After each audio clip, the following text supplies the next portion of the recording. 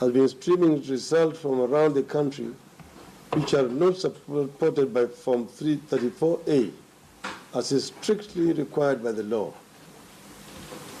To resolve this issue, the National Coalition has held a meeting with the IEBC during which the IEBC acknowledged the fact that the results as displayed are based only on keyed-in results that are not supported by any evidence of the tally of votes. A clean, credible process will by now have a dashboard showing all tallies from all constituencies to add to a sum total so that the country can know which part of the country has been counted and what the votes are. What is going on right now is a sham and a total disregard of Section 39 of the Elections Act, which requires the IEBC to stream all Forms 34s on the public portal. As we stand, not a single Form 34 has been streamed. What we are getting are text results that are not provided for under Section 39.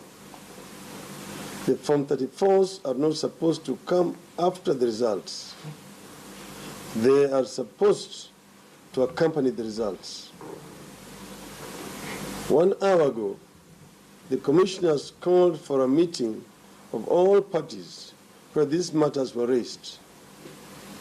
The IEBC ICT consultants disclosed that it would take 8 hours to open email accounts for parties to be able to receive Form 34As. In the meantime, the inaccurate and illegal text results keep streaming. The system has failed. It is the machine that is voting. IEBC has just said that no parties have disputed the results. How do parties dispute results which they do not even know their origins? Only Form 34A discloses the origins of the results.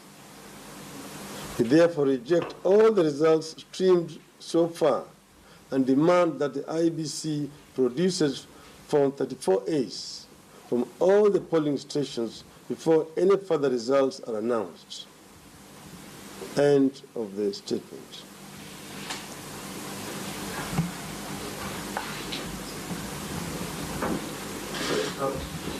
Thank you. John Agnew for the Financial Times. So, Mr. Green, it seems to me what you're saying is you're not saying these results are necessarily wrong, you're just saying it's impossible at this stage to prove that they're correct. Is that what you're saying?